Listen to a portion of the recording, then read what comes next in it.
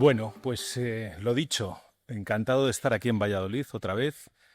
Eh, Esta tierra que recuerdo de vez en cuando, como sabe Javier, porque le mandé una evidencia de eso hace un día o dos, eh, porque es una ciudad que recomiendo, la verdad, habitualmente para visitar, ¿no? Y sobre todo si se relaciona con la arquitectura, no solo por ser la cuna del Renacimiento español, sino porque es una ciudad universitaria llena de vida.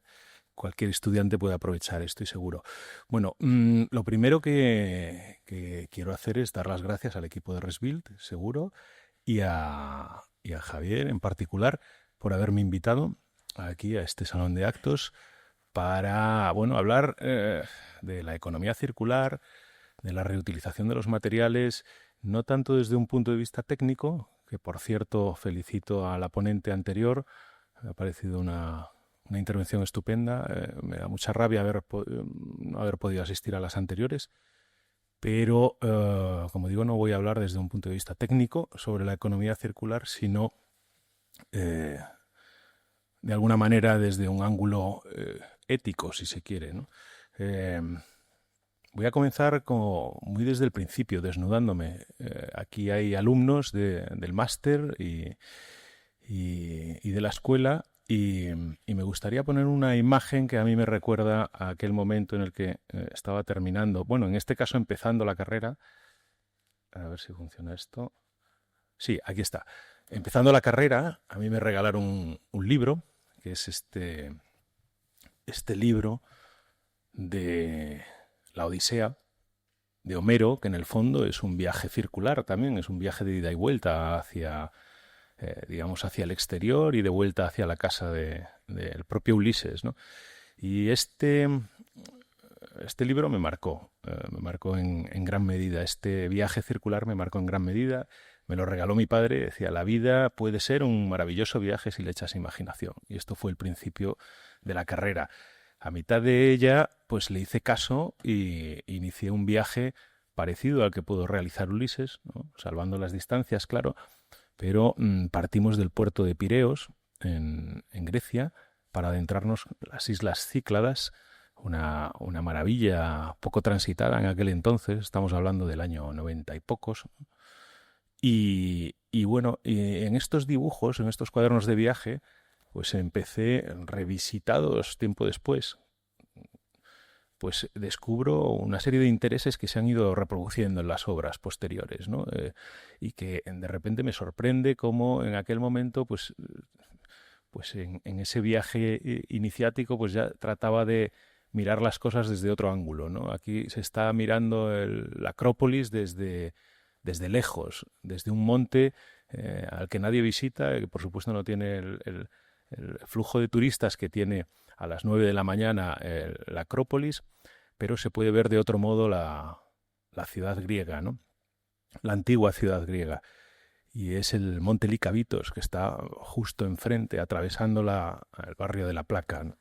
Entonces, mirando de esa otra manera es como nos vamos a aproximar a estos proyectos que os quiero enseñar, porque realmente el aprovechamiento de materiales, tal y como yo lo entiendo al menos, no es una postura a priori, sino más bien es producto de la oportunidad, ¿no? Te los vas encontrando, descubres que pueden ser útiles y por lo tanto los aprovechas, ¿no? No es, digamos, no es una obsesión a priori ni una postura, digamos, predeterminada, ¿no? En aquel viaje pues empiezan a aparecer cuestiones que resultan importantes en el trabajo después, como por ejemplo la relación con la historia, como por ejemplo la arquitectura popular y el sentido común, ¿no? En este caso, a través de estas arquitecturas mediterráneas, griegas, ¿no? Y las personas habitando los lugares, aunque sean lugares eh, relacionados con la naturaleza, ¿no? Y por supuesto, los pocos recursos, ¿no? En ese viaje, como os podéis imaginar, no había dinero, igual que las arquitecturas posteriores que hemos podido hacer, muchas de ellas con muy pocos recursos, que es cuando se agudiza el ingenio.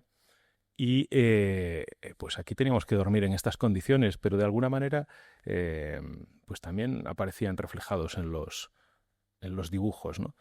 y sobre todo el habitar y las personas como el centro de todas estas arquitecturas, ¿no? El, bueno, aquí este dibujo refleja a un hombre que ya se había bebido una botella de ouzo, que es como una especie de anís griego, y se estaba echando una siesta al solecito en una playa de Antiparos, creo recordar, no me acuerdo muy bien. Entonces, lo que nos está mostrando es la condición mínima del habitar, lo mínimo necesario para poder descansar, ¿no? Y para protegerse del sol. Tiene este sombrero, que se lo está sujetando con la mano, está tumbado sobre una esterilla y está protegido de algún modo por la cabeza por un árbol o por una rama, ¿no? Que de alguna manera le serena psicológicamente, ¿no? Entonces, estas cosas van apareciendo en las obras tiempo después. Esta es la intervención a la que hacía referencia Javier antes, que es Intermediae. Esto es un proyecto piloto, la primera intervención que se realizó en el Matadero, encargada pues en torno al año 2005 y tiempo antes de que llegara la crisis inmobiliaria en España. Como sabéis, llegó en el 2008. Bueno, pues en aquel momento planteamos esta intervención que se nos escapó de las manos, ¿no? Y por lo tanto, pues acabó sorprendiéndonos a todos, ¿no? Este es la virtud o el privilegio de haber podido hacer esta obra que se te escapa, ¿no? Se te escapa entre los dedos y acaba teniendo autonomía. Ahora hablaremos un poco de ello. Bueno, pues aquí resulta que descubrimos algo importantísimo, que es que tienen tanta autonomía que toman sus propias decisiones, y aquello que iba a ser un lugar para artistas acabó convirtiéndose en una residencia de estudiantes durante una semana, ¿no? Sorprendiéndonos a todos. ¿Qué tal, Saúl? Bueno, Saúl conoce el proyecto porque entonces trabajaba con nosotros, ¿no? No, después. Es que esto es hace mucho tiempo, efectivamente. Hablamos del 2005, ¿no? Se cumplían, de hecho, 20 años, ¿no? El otro día. Bueno, aquí los alumnos también encontraban su lugar en una arquitectura que funciona como una cueva, que es esta intervención en el Matadero, las preexistencias, mejor dicho, ¿no? Encontraba su lugar protegiéndose, en este caso, por los 30 centímetros que puede medir el pilar. Y de esa manera, pues se siente protegido este estudiante, este becario, ¿no?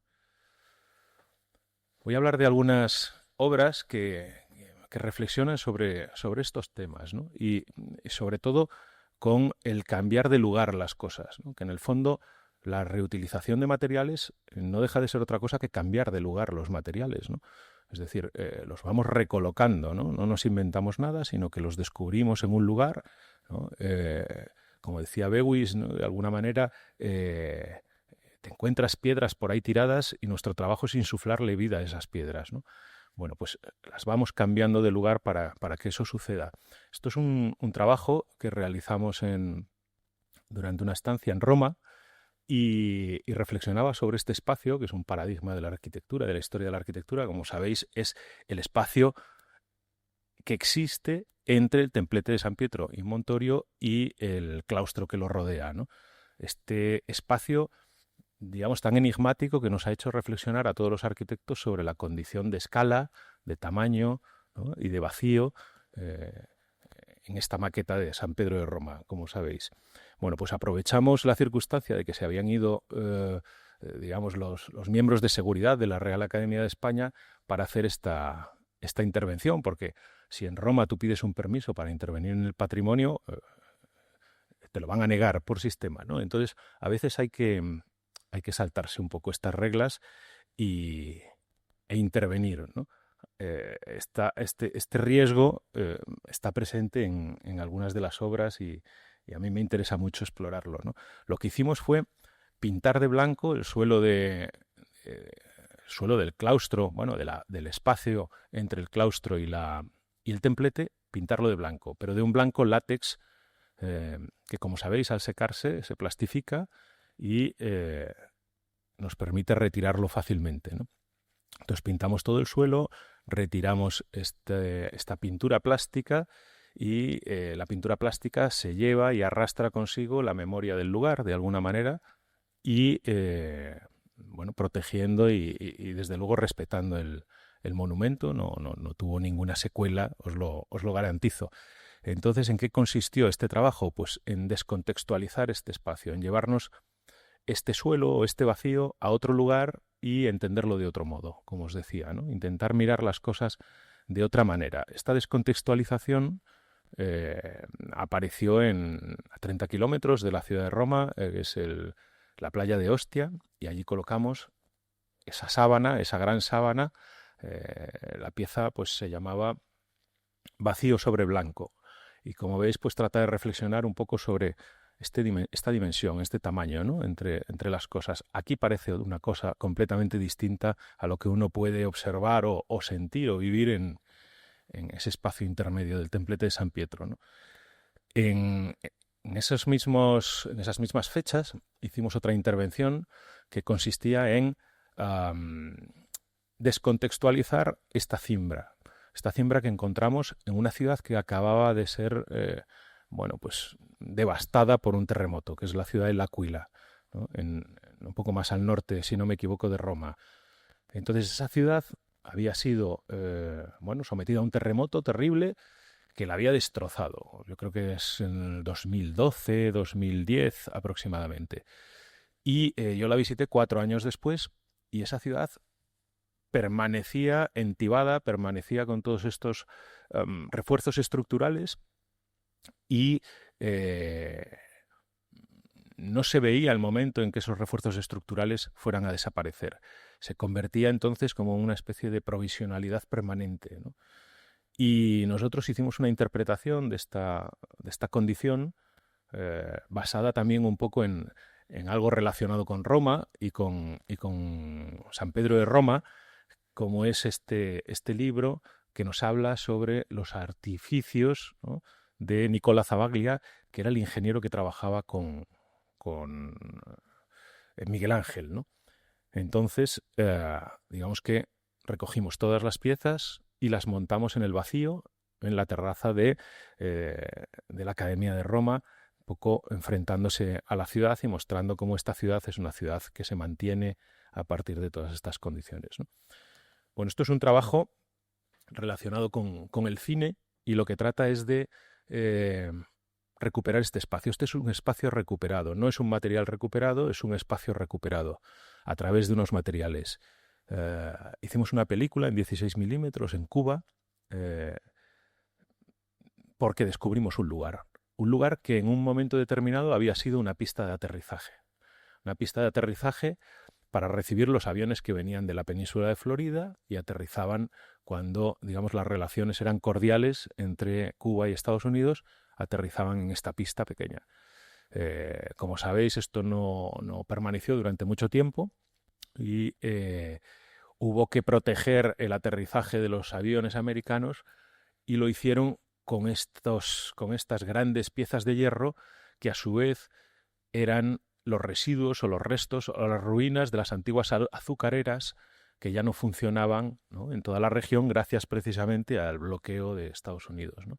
Entonces esta paradoja hace que pues que esa pista de aterrizaje se convierta como en un lugar fantasmagórico jalonado por estas grandes piezas de hierro, ¿no? Y la película es la historia de un señor que pierde el juicio, casi un Quijote cubano, y se dedica a proteger la pista de aterrizaje frente al ataque de los aviones americanos cuando hace mucho tiempo que ya no existe ese peligro, ¿no? Bueno, volvemos al matadero, a la primera intervención del matadero. Las voy a contar relativamente rápido.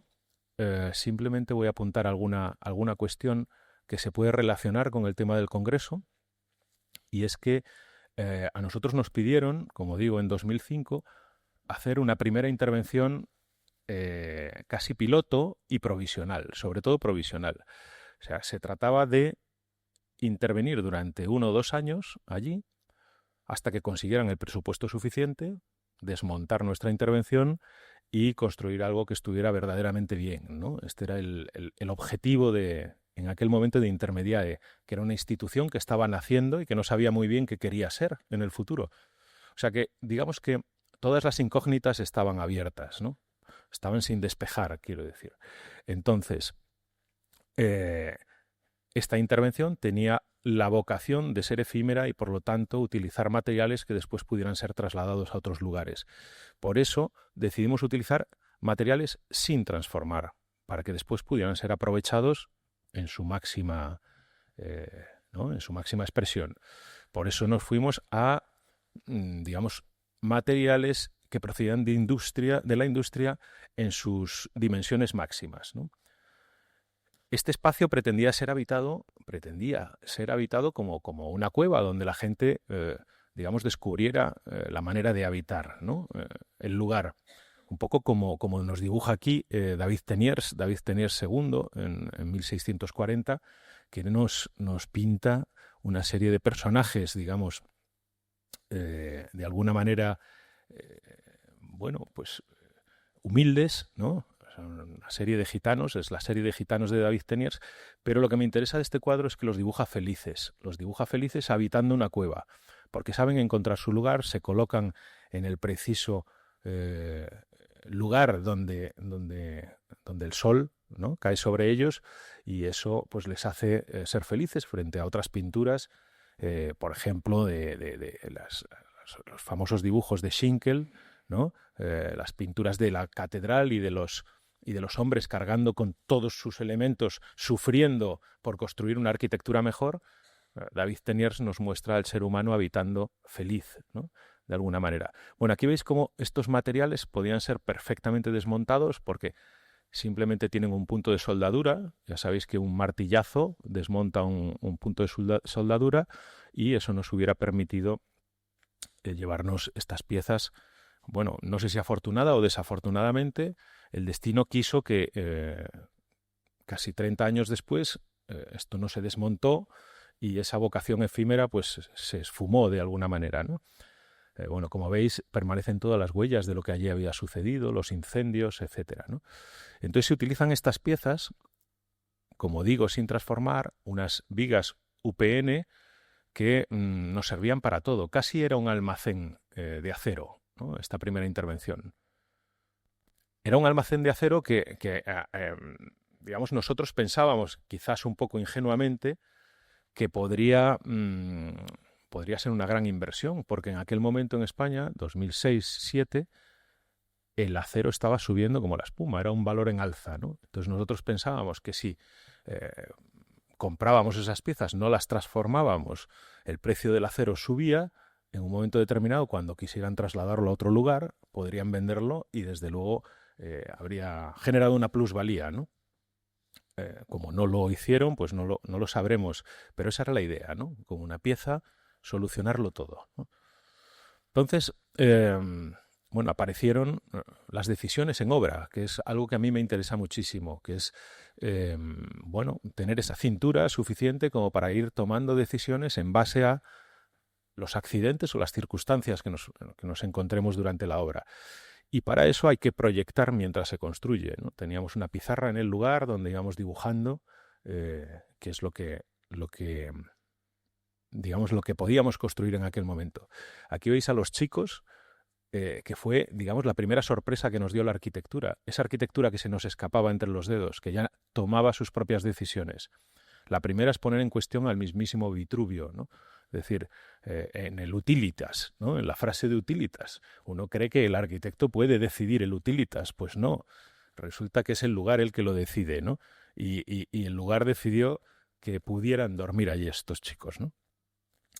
Espacios un poco como este, ¿no? Donde el arquitecto, como digo, no huye, o mejor dicho, nos echan a patadas o incluso nunca ha llegado, como en este caso. Esto es Ragusa, esto es Sicilia, la isla de Sicilia, donde tuvieron que construir una ciudad que se había incendiado y la construyeron extrayendo la piedra de debajo de su montaña, ¿no? Entonces fueron con una técnica industrial, digamos, extrayendo los grandes sillares de piedra, generando estos espacios mágicos, ¿no? Increíbles. Es decir, la piedra, como digo, se mueve y se transforma a otro lugar, se transforma y se traslada a otro lugar, ¿no? Acordaos que hablábamos antes de que esta economía circular en realidad es trasladar elementos. Pues aquí se cogió la piedra, la roca, para construir las casas de encima, que se habían incendiado porque anteriormente eran de madera. Sin embargo, en esa acción, que no tenía una voluntad arquitectónica, sino una lógica constructiva y estructural, aparece este lugar, ¿no? Tan potente y tan mágico como cualquier catedral o incluso más, ¿no? Este es esta es la fotografía que ha utilizado el Congreso, en realidad es una intervención muy pequeñita también en el Matadero y que, os voy a contar un poco cómo surgió esta historia. Es un pequeño edificio que se construyó en una época, en España ya era un poco más tarde, era 2010, si no me equivoco. Entonces, se habían puesto en marcha unas ayudas del gobierno, que eran el Plan E, y eso se había puesto en marcha para mantener el ciclo de la industria del mundo de la construcción, ¿no? Es decir, que no perdieran dinero las constructoras. Entonces, los arquitectos no éramos nadie, entonces teníamos que resolver un problema rapidísimo para que la constructora pudiera seguir moviendo su rueda, ¿no? Entonces, en aquel momento, el Ayuntamiento de Madrid habría recibido una ayuda del Plan E, que significaba que el estudio de arquitectura, es decir, nosotros, teníamos que hacer un proyecto de ejecución de cero a proyecto de ejecución en 15 días. Aquello era Navidades, imaginaros. Navidades, 10 de diciembre, el 25 de diciembre o 24 había que entregar el proyecto de ejecución. Una locura, ¿no? Entonces hicimos uno y la obra empezó en enero, porque todo esto era muy rápido. Empezó en enero. Entonces, en el momento en el que empezó la obra, dimos una vuelta alrededor del Matadero y nos encontramos allí, detrás de este edificio, una montaña tremenda de tejas y de piedras y de escombros que habían retirado de las cubiertas de las otras naves que estaban rehabilitando y las iban a tirar al vertedero, ¿no? Entonces, pues aquí apareció esa condición ética de la que os hablaba al principio, ¿no? Esa especie de compromiso o de conciencia o de Pepito Grillo que te dice tienes que utilizar este material, no lo van a tirar a la basura. Y así de sencillo fue. El único problema, lo más difícil, es, digamos, moverte hasta el despacho del director general que toma las decisiones y decirle tenemos que paralizar una obra porque hemos encontrado un material que es sostenible, que es necesario y que va a abaratar un poco toda la operación, ¿no? Y entonces hay que paralizar la obra y efectivamente fui al despacho en este caso era de Carlos Baztán, que se encargaba de todas estas operaciones, y le dije, Carlos, hemos descubierto esto, hay que cambiar el proyecto como sea. Esto es a lo que me refería con la cintura, ¿no? Y con los cambios de dirección en la obra. Y él no dijo nada, no dijo absolutamente nada, ¿no? Con lo cual me lo tomé como un sí, ¿no? Y al día siguiente estábamos utilizando este material acordado con la empresa constructora y transformamos completamente el proyecto y por lo tanto la obra y decidimos ver qué se podía hacer con esas tejas. No solo con las de nuestra cubierta, sino con todas esas que habíamos encontrado. Entonces vaciamos nuestro edificio, empezamos a apilarlo y de repente aparecen cosas como esta, ¿no? El propio peón apila las tejas y las coloca así. Esto tiene una magia, yo creo que inigualable, ¿no? Si alguien tiene la voluntad de generar una celosía como esta, no lo consigue, estoy seguro, ¿no? Seguro. Nosotros intentamos hacer algo parecido, montamos un taller y tuvimos la suerte de que teníamos un jefe de obra que había sido carabistero toda la vida, ¿no? Fijaos cómo de alguna manera se mezclan, no solo los materiales se colocan en otros lugares, sino que los oficios también se cruzan, ¿no? Entonces este había sido carabistero, eso quiere decir que es el que coloca los ladrillos caravista, ¿no? O sea, es verdaderamente el albañil más preciso de todos, ¿no? Y había estado muchos años con ese oficio. Y entonces le dijimos, José me parece que se llamaba, que fuera colocando las tejas, ¿no? Y se me ocurrió decirle que las colocara mal, ¿no? Como con errores, como medio torcidas. Y bueno, él dijo en un momento, mira Arturo, las voy a colocar bien, porque de torcerse siempre hay tiempo, ¿no? Me dijo, esto es una lección impresionante y efectivamente, ¿no? Él las fue colocando de la mejor de las maneras y ahora veréis un poco el resultado, ¿no? Pero ¿qué es lo que nosotros intentamos? Es pensar de otra manera la teja, ¿no? Como estos, bueno, casi vecinos vuestros, esto es Logroño, esto es un amigo mío que tiene una sociedad gastronómica en Logroño, que se llama Dioni, y que, bueno, estábamos yendo a contar, yo creo que estas obras, a un congreso de rehabilitación bastante interesante que tienen allí en Logroño, y nos dijo, veniros a nuestra sociedad gastronómica que os hago la comida. Y tenían en la plancha estos 2 ladrillos refractarios de cerámica, por supuesto, esa es la clave, haciendo el material, ¿no? Cocinando el material de alguna manera. Entonces esto en realidad es de una inteligencia superior, ¿no? Porque en realidad nos está hablando de la condición física del material, ¿no? No tanto del ladrillo, no tanto de la forma del ladrillo, como de la condición física del material y su capacidad y su inercia térmica, ¿no? De transmitir la temperatura lentamente, como sabemos todos. Eso nos permitió irnos a tomar una caña antes de comer, ¿no? Y que la carne se hiciera poco a poco, ¿no? Bueno, y de alguna manera existe una asociación con cómo intentamos pensar el matadero y las tejas, ¿no? Pensarlas de otro modo. Ya no iban a ser tejas para protegerte de la lluvia, sino que cumplían otra función, digamos. Enraizaba o entroncaba directamente con un material tradicional castellano, todos sabemos que es la cerámica. Además, colocado de esta manera, tiene un comportamiento acústico importante, ¿no? Y desde luego térmico, ¿no? Y al final lo que hizo José, ¿no? El carabistero, fue esto, ¿no? Tomar decisiones de carabistero en las esquinas, en las uniones. Nosotros intentamos manifestar con unas juntas verticales cuando esos lienzos eran trasdosados o cuando eran muros de carga o cuando eran celosías, y fueron apareciendo estos interiores. Este sistema nos permitía quitar una pieza y convertirse en una celosía, ¿no? Un poco como tenemos en el auditorio, que colocando el ladrillo al revés, el mismo elemento constructivo, conseguimos una situación distinta, ¿no? También encontramos el reciclaje o la recuperación de materiales en las ventanas, ¿no? O las aplicamos a las ventanas. Estos eran unas grandes vigas que recogimos de allí y que sin transformar también las convertimos en ventanas. Un junquillo relativamente grueso era extraído y sin necesidad de adhesivos, es decir, de pegamento o de machembrados, simplemente aplicándole presión conseguíamos fijar la ventana, digamos, ¿no? Esto está basado pues, en una técnica constructiva de una visita que hicimos a un gran escultor gallego que se llama Leiro.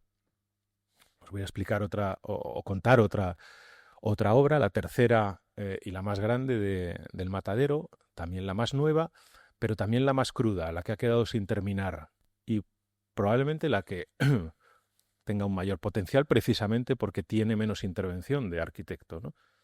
Nosotros ganamos un concurso con esta idea, que era recuperar maromas, cuerdas de pita y generar espacios, ¿no? Con esas cuerdas de pita.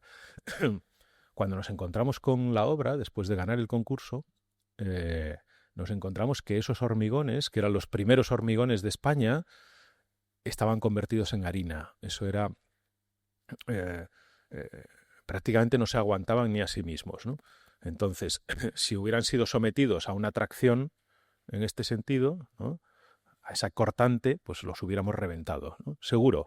Entonces, la condición del hormigón hizo que cambiáramos el proyecto, ¿no? De nuevo, tuvimos que hacer, digamos, otro giro inesperado, que consistió en introducir una estructura metálica para recibir las nuevas cargas, pero la única decisión que se tomó, frente a la que tomaría un ingeniero, fue separar ese corsé metálico 15 centímetros del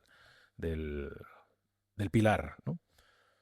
Para eso hubo que hacer agujeros para que pasaran las nuevas estructuras y se hacen los agujeros donde menos duele. Quiere decir, donde no hay carga, digamos, los puntos neutros, ¿no? En las ingles de estas estructuras. En esos lugares de momento cero es donde realizamos las perforaciones para meter esas estructuras que, como veis, se separan y generan, bueno, pues un espacio, digamos, un poco más complejo, ¿no? O más rico, o más fragmentado, como se quiera decir, ¿no? Y hay situaciones donde la carga se transmite de cubierta directamente a través de unas branquias, o simplemente los pilares descansan, digamos, las estructuras horizontales descansan sobre unas cartelas y estas sobre los pilares de hormigón, sobre todo en caso de colapso. En un momento determinado nos dijeron que teníamos que hacer un espacio singular. El proyecto ya estaba hecho, ya estaba construido, y nos dijeron desde el ayuntamiento que por qué no hacíamos un lugar digno en el acceso. Pues lo que hicimos fue demoler ese espacio de acceso, demoler las 3 plantas y los pilares intermedios, apareciendo esta, bueno, esta sensación o este espacio inesperado que de nuevo se nos escapaba de las manos, ¿no? Esto es una fotografía tomada en Arles, en una portada barroca, ¿no? Barroca tardía, donde alguien, un ingeniero doméstico como Nicola Zavaglia, que veíamos antes, pues decide colocar una muleta, como un apoyo, una estructura metálica, dejando en evidencia todo un movimiento artístico, ¿no? Dejando en evidencia el barroco, o sea, es decir, delatando la debilidad estructural de todo un movimiento, en este caso el barroco tardío, ¿no? Diciendo, eh, poniendo en crisis su forma, ¿no? En relación con la estructura y la transmisión de las cargas, simplemente con esa decisión, ¿no? A mí me gusta poner esta imagen para hablar de una cosa que es el retirarse a tiempo, ¿no? He venido diciendo un poco con estas obras lo importante que es no estar demasiado tiempo en las obras, un poco como con el arroz, ¿no? Cuando uno está cocinando demasiado tiempo un arroz, pues todos sabemos que se pasa el arroz, ¿no? Y realmente lo más difícil de cocinar un arroz es decidir cuándo te tienes que ir y ponerle el papel de periódico para que termine de cocinarse solo, ¿no? Algo parecido pasa con la arquitectura, desde mi punto de vista, ¿no? Decidir ese momento es tan complicado, ¿no? Esta es una obra donde uno trata de irse también pronto, ¿no? Y es una obra que es la reutilización de un espacio que antes se dedicaba a almacenar animales, pero no solo en el interior, no solo no solo como una cuadra, sino también en el interior de los muros, ¿no? Porque vivían las abejas en los muros. Esto es el Monte Pindo, que es el Olimpo celta. En realidad esto es una región gallega llena de magia, donde hay estructuras pétreas como estas, que generan formas, con el paso de los años, se van transformando y son antropomórficas. Hay historias que hablan sobre la llegada de los extraterrestres, o sobre que estos animales realmente cobraban vida, ¿no? Animales, digamos, prehistóricos o antropomórficos, ¿no? Como esta figura que veis arriba, o este guerrero de la derecha. Pues en este lugar cargado de historias y de leyendas, donde también hablan sobre la existencia de una cabra con alas, ¿no? Pues encontramos una casita que es esta, destrozada, con una madera devorada por las termitas, y que decidimos convertirla en una cueva habitable, como estas que veíamos, ¿no? Es decir, con una inversión mínima, porque era para nosotros y no teníamos dinero, ¿no? Y en realidad es un lugar en el que llueve mucho, ¿no? La casa de la lluvia, a casa da choiva, ¿no? que se diría en gallego, donde las piedras lloran porque la humedad penetra tanto en el interior de las viviendas que acaban goteando, ¿no? el interior de las viviendas. Hay un rocío interno, ¿no? Al final lo que hicimos fue un lugar, de nuevo, que se puede habitar de cualquier manera, ¿no? A conveniencia, digamos, cada uno que lo habite como quiera, ¿no? Se puede subir de una planta a otra por muchos lugares, y la clave era resolverlo de manera muy sencilla y en una semana. Un poco basándonos en esta tecnología, que es la tecnología más elemental, que resuelve más cosas que yo conozco, que es el cinturón ayoreo. Esto es un cinturón de Paraguay, que utilizan en Paraguay, que es cinturón y al mismo tiempo silla, ¿no? los indios del Chaco, los indios guaraníes en el Chaco, se sientan así y pasan largas horas sentados de esa manera, y entonces esa cinta gorda hace que no les duela los riñones, ¿no? Y que tampoco le duela las piernas y puedan estar sentados durante mucho tiempo. Bueno, algo parecido hicimos en esta casa, ¿no? Una casa a tracción dentro de una casa con presión. Ese fue el eslogan, ¿no? y en realidad consiste en resolver un forjado compuesto por tablas individuales, tablas sueltas de 7 centímetros de espesor y más de 6 metros de longitud, que no están ni machembradas ni encoladas tampoco, ¿no? Entonces, ¿cómo convertir eso en una losa? Porque la idea es que si de nuevo eran devoradas por las termitas o la casa quería crecer, se pudiera hacer de manera fácil, ¿no? Entonces lo único que hicimos fue apretarlas con esas cinchas y empotrarlas, ¿no? Esas dos maniobras estructurales convierten ese piano, digamos, esas tablas sueltas, en una losa perfectamente rígida. Han pasado 5 años, no ha habido que apretar ni una sola vez digamos, las maderas, ¿no? Y esas cinchas pueden servir para muchas cosas, incluso para barandilla también, desapareciendo en los lugares donde no es necesario. La parte de mayor peligro, que es la superior, aparece la barandilla, a medida que la necesitamos menos va desapareciendo, ¿no? En la parte, digamos, más baja. Como vemos, la casa se vive de muchas maneras y nos sobró una madera que la colocamos en el espacio exterior. No sobró mucho más, os lo aseguro. Sobró esta madera que se convirtió, pues, en un lugar para que la gente, los 12 habitantes del pueblo, puedan sentarse a esperar el pan, ¿no? Aquí. Y sentarse a distintas alturas, como veis, depende de su tamaño en ese banco. Es decir, se genera un espacio público. Pero de nuevo, no siempre se usa como banco, ¿no? Es decir, la gente y los animales deciden utilizarlo. A veces de otras maneras, incluso protegiéndose la cabeza como aquel chaval que estaba durmiendo, ¿no? Esto se construyó muy rápido, porque fue durante la pandemia. Entonces yo no podía estar en la obra y había un constructor que era capaz de levantar 10 veces su peso, un tipo enjuto que vive en las montañas y que sabe manejar las piedras.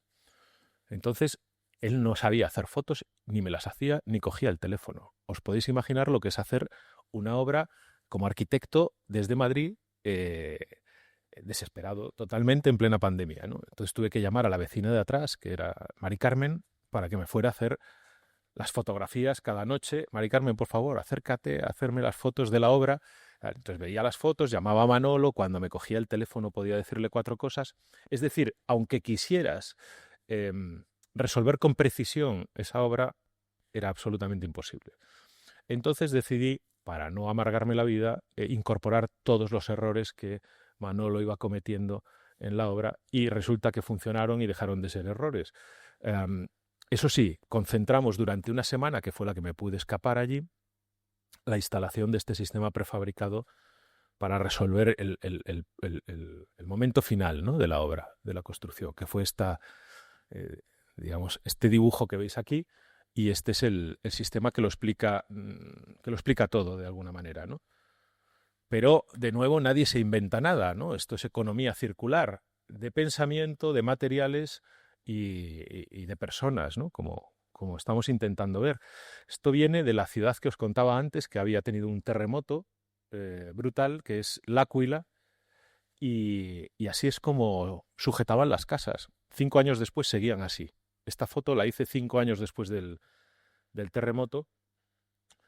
Y fijaos cómo palacios del siglo XVI o casas palaciegas del siglo XVI eran encintadas con cintas parecidas a las que utilizamos en la casa.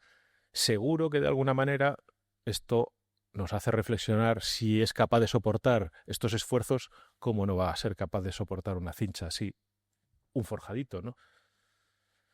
Aquí hay otra experiencia que tiene muchísimo que ver con la economía circular y con la recuperación de los espacios con muy poco, que es una bienal que pudimos hacer en la Bienal de Arquitectura y Urbanismo que hicimos en Paraguay, en Asunción, en este caso a las afueras digamos en los límites del casco histórico. Está toda esta región, esta zona que se llama la Chacarita, y que cada año es inundada por este río, que es el río Paraguay, ¿no? Entonces la gente tiene que huir de ahí y subir a dormir debajo de la estación de tren, en todos los soportales de la ciudad, así durante 3-4 meses que dura la riada, ¿no? Y esto es permanente, o sea, no hay un interés político por solucionarlo, etcétera. Entonces, nuestra Bienal se centró en 13 lugares, invirtió todo el dinero que normalmente se invierte en una Bienal, en hacer exposiciones, conferencias, etcétera, en arreglar 13 puntos para ofrecérselos a los habitantes de este lugar, ¿no? Es decir, para generar espacio público, con muy poco, como digo. Entonces, esos son los 13 espacios. El primero y el más, seguramente el más llamativo, pero no el más importante, es la Casa Común, una casa cultural que se abrió en una casa abandonada que cedieron. Es el único espacio no público en el que intervinimos y, digamos, dirigido por el coordinador Lucas Fuster, se hizo esta intervención, ¿no? Que utilizaba, como veis, en las esquinas, para generar esta nueva estructura, los postes de la red eléctrica que el ayuntamiento nos cedió. El ayuntamiento cedió una serie de postes de la red eléctrica, de los que sabéis, ¿no? De estas grandes estructuras que parecen antropomórficas, ¿no? Seres gigantes metálicos, pues se desmontó, ¿no? Unas cuantas que tenía el ayuntamiento en unos almacenes y fueron utilizadas para generar todas esas estructuras, ¿no? Al margen de otras puertas, digamos, ventiladas que también nos ofrecieron, ¿no? Y así se fueron solucionando distintos espacios. Pequeñas calles se pavimentaron, se generaron lugares de sombra, se colocaron bancos en algunos lugares y se sanearon zonas de escombros y basureros para convertirlos en parques y en espacios públicos, ¿no? Esta fue la intervención de la Chacarita, que, bueno, pues todavía sigue disfrutando de este lugar porque ha ido evolucionando, digamos, en paralelo y ya por su cuenta desde que nosotros nos fuimos, ¿no? Como algo que el arquitecto no llega y las cosas terminan cuando él se va, sino que continúan de algún modo, ¿no? Y como nos habíamos quedado sin dinero para hacer una bienal, porque nos lo habíamos gastado en esto otro, además de la voluntad de tantos y tantos colaboradores, pues las obras ganadoras las mostramos en las casas de los habitantes de la Chacarita, que nos abrían sus puertas, nos llevamos un pendrive y enseñábamos las obras en sus casas, mientras las señoras o los señores nos invitaban a un tereré, que es como el té paraguayo, y conseguimos que aquí bajara el embajador de España, el alcalde de Asunción, el director general de arquitectura en aquel momento español, es decir, autoridades que nunca jamás habían detectado la realidad de esta gente, ¿no? Como digo, se generó un movimiento desde entonces que ha ido mejorando el barrio, incluso ahora hay bueno, pues, rutas y excursiones para que están, bueno, pues sirviendo como un incentivo económico, ¿no? Importante a esta gente. Una de las itinerancias fue en la Casa Huarte, en Madrid, que conoceréis, de Corrales y Molezún, donde esta realidad de Asunción la llevamos a lugares de esta casa que estaba en venta en aquel momento y medio abandonada, a proyectar la experiencia de Asunción en estos no lugares, ¿no? O en estos lugares insospechados, ¿no? Mostramos a estos grandes maestros iberoamericanos de esa manera, ¿no? Quiero bueno, mostrar muy rápidamente este proyecto. Es un concurso que estamos desarrollando ahora. Ganamos este concurso hace relativamente poco. Estamos dando los primeros pasos. Es la rehabilitación integral del Ministerio de Cultura en Madrid. Es un BIC de, bueno, trazas de Juan de Herrera e intervención de Chueca Goitia, pero en realidad son muchos metros cuadrados donde trabajan 1.200 personas y tenemos que hacer una intervención respetuosa, sostenible, seguro que con economía circular e introduciendo vegetación en el interior para mejorar la calidad de trabajo, ¿no?, de todos esos 1.200 trabajadores. Y para eso introdujimos un jardín. Yo no sé si uno o varios en el edificio, por supuesto. Yo no sé si esto viene heredado de un paso que hice dentro del mundo de la divulgación por la televisión. Estuve, no sé si lo habréis visto porque es la 2 y se ve muy poco, pero estuve haciendo como 26 programas de televisión en la 2, recorriendo jardines históricos y me permitió entrar y conocer gente muy interesante y lugares muy interesantes, ¿no? Pero sobre todo entender el jardín y el tiempo de las plantas, que es un tiempo muy distinto al de las personas y es un tiempo muy distinto al de la arquitectura, ¿no? Y cuando uno se dedica 2 años a recorrer jardines y es arquitecto, necesita hacer un jardín, ¿no? Yo quiero hacer un jardín. Esos son algunos de los programas que hicimos y entonces apareció esta oportunidad, que es una pequeña casita cerca de la otra, en Galicia, donde aquí prácticamente la arquitectura desaparece. Lo bueno que tiene un jardín es que te permite soñar. Puedes hacer lo que quieras en un jardín, ¿no? Tiene solo las reglas propias de la naturaleza, ¿no? Entonces quisimos trabajar a favor de ello. Igual que uno trabaja a favor de los errores de Manolo, del constructor, ¿no?, pues quisimos trabajar a favor de la naturaleza. Y en realidad nos encontramos en una casa sin techo, se cayó el techo hace 40 años, y nos encontramos con esto. Era un bosque de silvas impenetrable, ¿no? Totalmente impenetrable. Entonces, esto era lo que queríamos conseguir, un recorrido circular de nuevo, ¿no?, de la intervención. Es decir, empezamos aquí, pero queríamos acabar aquí también, ¿no? Por el camino aparecen como ideas como muy naifs, ¿no?, como muy deseos como un poco infantiles, ¿no?, de lo que queríamos que allí apareciera, ¿no?, toda esta vegetación, estas especies. Nada que ver, por supuesto. La naturaleza hace lo que quiere, sobre todo cuando no estás allí. Es decir, cuando el jardinero es un jardinero ausente, como era yo, ¿no? Entonces, resulta que este dibujo tan romántico, pues no pudo ser, ¿no? Esta era la intención, meter una serie de elementos, muy pocos, que rompieran el espacio, ¿no? Y uno de ellos, una pieza recuperada de madera que había estado 20 años sumergida en el mar, que es una viga de batea. No sé si sabéis lo que son las bateas. Son estas construcciones de madera flotantes en el mar donde se cultivan los mejillones, ¿no?, que están en las rías gallegas. Bueno, pues por aquí cerca hay varias bateas.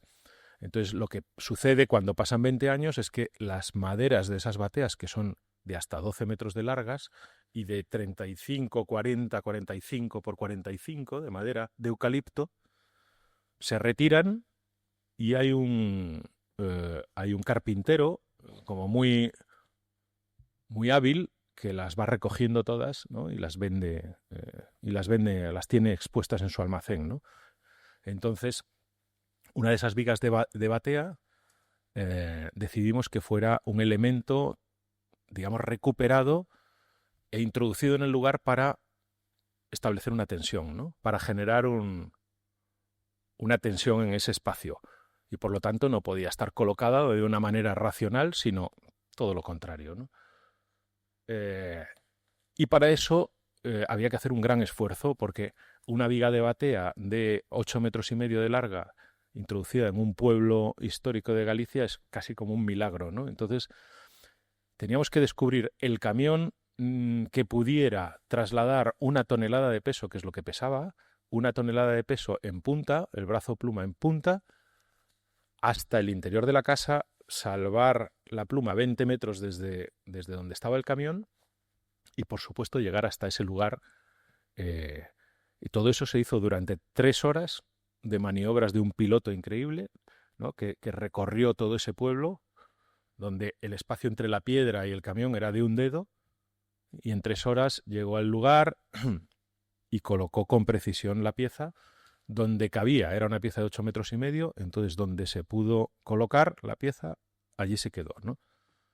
Ese fue ese fue el lugar exacto, ¿no? Esta es la diga de Batea. Luego hay otros elementos como un banco, como un columpio con una piedra ahí abajo, un mirador desde donde se puede ver el mar, una mesa al fondo y la vegetación que sigue creciendo y vuelve a recuperar un poco el estado original, ¿no? Con esa intervención.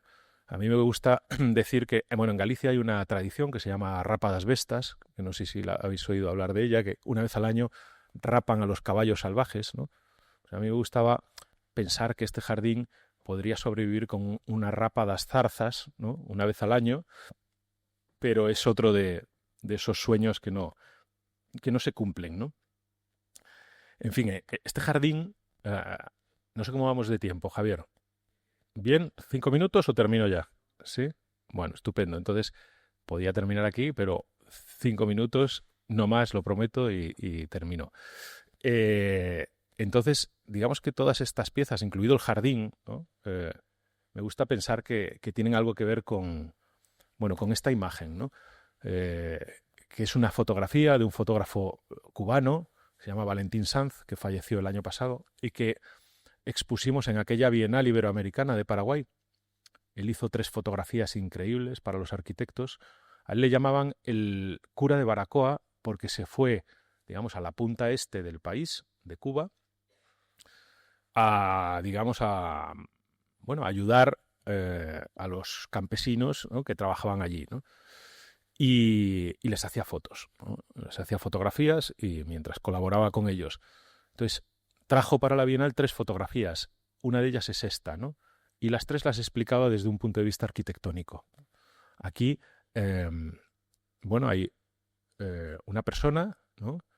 Que, por un lado, en este caso es el brazo izquierdo, se está protegiendo del sol, con el brazo derecho está generando un lugar, ¿no?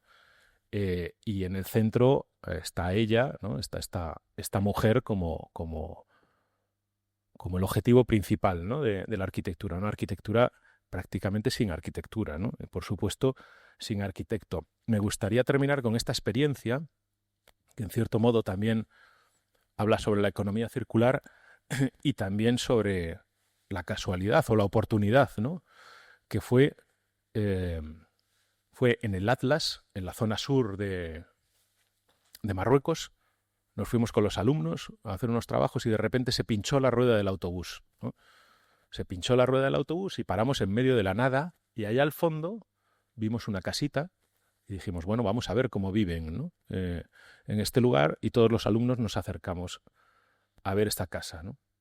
Y allí vivía esta mujer con este niño y estaba embarazada, ¿no? Vivía sola, completamente sola, digamos, en este complejo autosuficiente, ¿no? Increíble, ¿no? Increíble por la austeridad, pero por la cantidad de elementos que tenía para poder sobrevivir de una manera autosuficiente, ¿no? Además limpios, cuidados, ordenados. Ella no estaba avisada, fue casualidad, se pincharon las ruedas, llegamos allí en ese momento. Tenía este gallinero inmaculado, de donde supongo que sacaba pollo, gallinas y huevos. Tenía una casa muy baja, pero bien ventilada, donde la orientación sur estaba protegida con esas chaquetas para generar una ventilación y que no entrara la luz directa, y además estaba encalada con algún tipo de pintura blanca, ¿no? Unas placas solares arriba, mínimas, para recibir algo de electricidad. En la cara, digamos, en la cara norte, hacia donde iba la pendiente, tiene el desagüe, ¿no? Y no necesita la protección solar de la chaqueta en la ventana porque es la cara norte, ahí no incide el sol, ¿no? Tenemos las placas solares. Luego tenía una pequeña cuadra con una serie de cabras que supongo que le servían de alimento también, perfectamente limpia. Y luego su casa en la que vivía con su hijo y supongo que con su futuro hijo, donde tenía un núcleo de calor, núcleo central de calor, una pequeña esterilla en el suelo y prácticamente nada más, ¿no? Algo para cocinar, que le servía para cocinar y para ofrecerle calor. Yo creo que en este viaje los alumnos aprendieron mucho, pero también nos divertimos, ¿no? Y con esto me gustaría terminar este este viaje circular, este recorrido. Gracias.